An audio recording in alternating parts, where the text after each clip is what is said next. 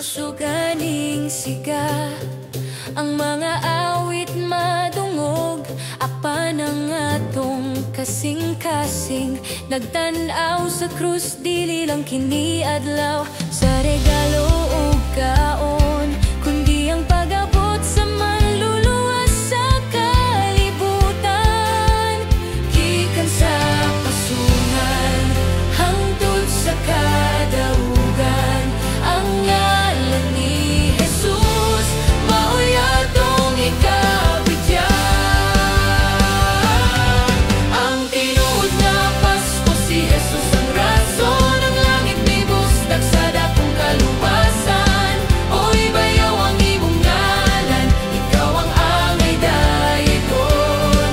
Ang tinuod nga Pasko, ang hari nagtatawon.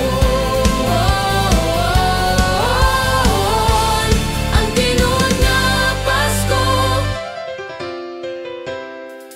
ang kinabuhi nga bag-o, iyang gihatag kanato, ang kahadlok ug sala, iyang gikuha tanan.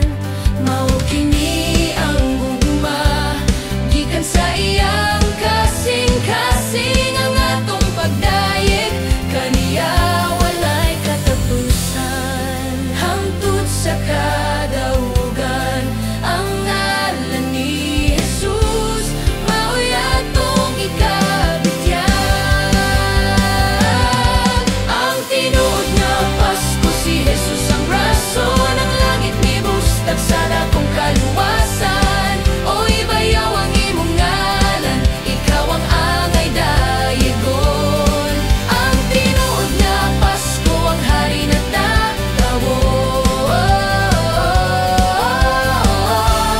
Ang tinuod nga Pasko.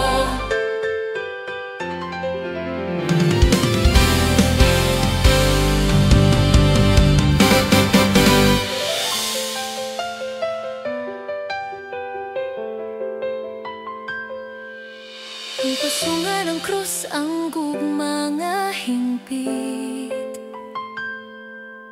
kaluwasan na to ang rason nga kita nabuhi. Ang pasungan ng krus, ang gugma nga hingpit, kaluwasan na to ang rason nga kita nabuhi. Ang pasungan ng krus, ang gugma nga hingpit, kaluwasan na to ang rason nga kita nabuhi. Ang pasungan ng krus, ang gugma nga hingpit,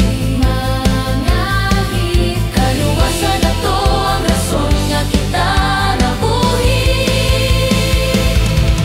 Ang pasungan ng krus, ang gugma nga hingpit, kaluwasan na to ang rason nga kita nabuhi. Ang tinuod nga Pasko, si Jesus ang rason, ang langit nibus sa dakong kaluwasan.